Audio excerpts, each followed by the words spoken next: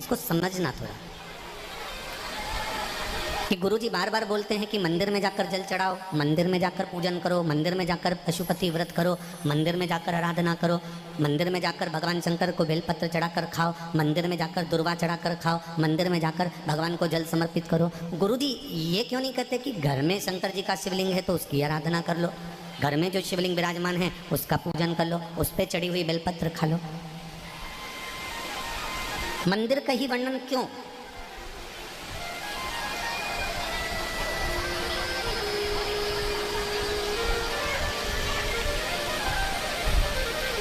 एक आप ये बेलपत्री भगवान शंकर को चढ़ाएं ना चढ़ाएं, आप पुष्प भगवान शंकर को चढ़ाएं ना चढ़ाएं,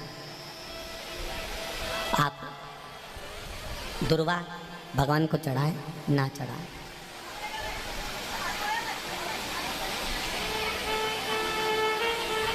मंदिर में जो शिवलिंग होता है, मंदिर के अंदर जो शंकर भगवान का शिवलिंग होता है वो स्थिर होता है, और घर में जो शिवलिंग है वो स्थिर है क्या? उसको तो तुमने उठाया, उठा के थाली में रखा, स्नान कराया, वापस बिठा दिया।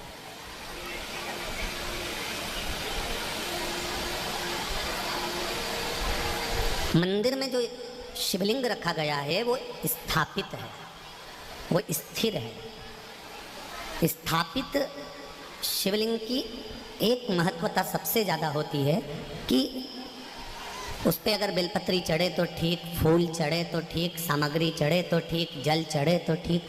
उसकी सबसे बड़ी महत्वता होती है कि जितने लोग उसका दर्शन करते हैं उनकी दृष्टि ही जब भगवान पर चढ़ जाती है तो वो शिवलिंग सिद्ध होता चले जाता है और उसका फल हमें अधिक मिलता है।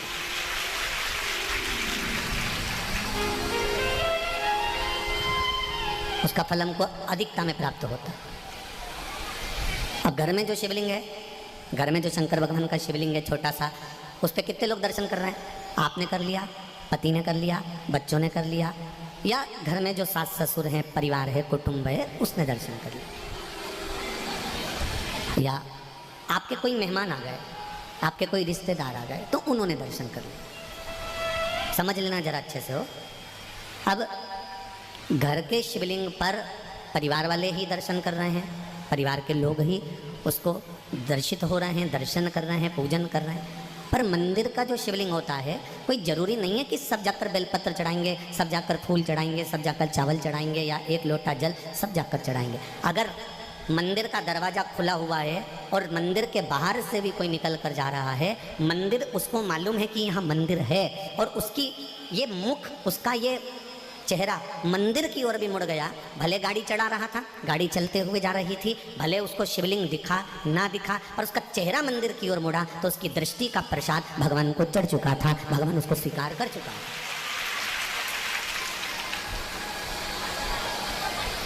तेरे मंदिर में आना मेरा काम है और मेरी बिगड़ी बनाना तेरा काम। आप उसके सामने से निकले, आप उसकी चौखट पे से निकले और उसके सामने उसकी चौखट से जब आप निकले तो मात्र आपका मुख घूमा और उसने आपकी भक्ति को स्वीकार कर लिया। अब एक बात हमने पहले कही थी, आप लोगों को ध्यान में है कि नहीं है? वैसे तो मुझे उम्मीद है कि छत्तीसगढ़ के लोग इतनी जल्दी भूलने वालों में से नहीं है, ठीक है?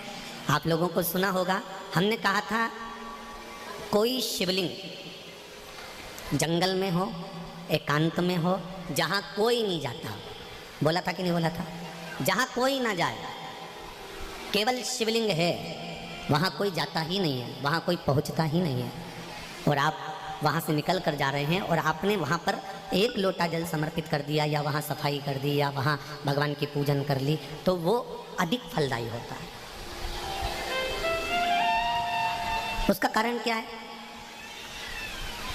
लिंग पुराण कहती है घर में जो शिवलिंग है उस शिवलिंग से ज़्यादा बलवान होता है मंदिर का शिवलिंग।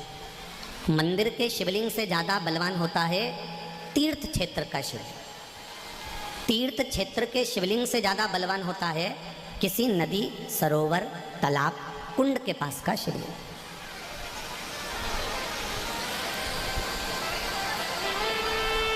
नदी, तालाब, कुंड के पास के शिवलिंग से ज़्यादा बलवान होता है वन में, एकांत में, जंगल में, पहाड़ पर्वत पर, कोई शहर से दूरी पर, गुप्त स्थान पर कोई शिवलिंग है, वो बलवान होता है। अब उस शिवलिंग के पास में जाकर आपने भूल से भी एक लोटा जल चढ़ा दिया या कोई थोड़ा सा कपड़ा उतार कर आपने वहाँ थोड़ी सी सेवा कर दी, तो उसका फल तो 1000 लाख गुना तो मिला। महाभारत की एक कथा है,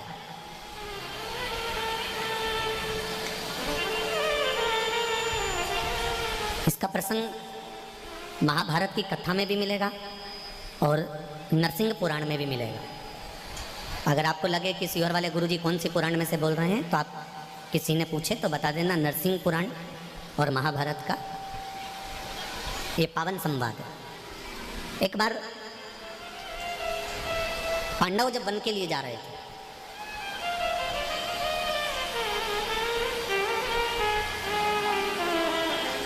और पांडव जब वन के लिए जा रहे हैं, पांडव वन की ओर प्रवेश कर रहे हैं, कुछ दिन पांडवों को वन में घूमते घूमते निकल गए। जब पांडव वन में घूमते घूमते निकल गए तो द्रौपदी एक पात्र लेकर जल भरने के लिए जा रही थी। अब द्रौपदी जब जल लेने के लिए गई, द्रौपदी के केश खुले हुए थे, सुंदर भी थी। वहीं पर एक दैत्य अपने दोस्त के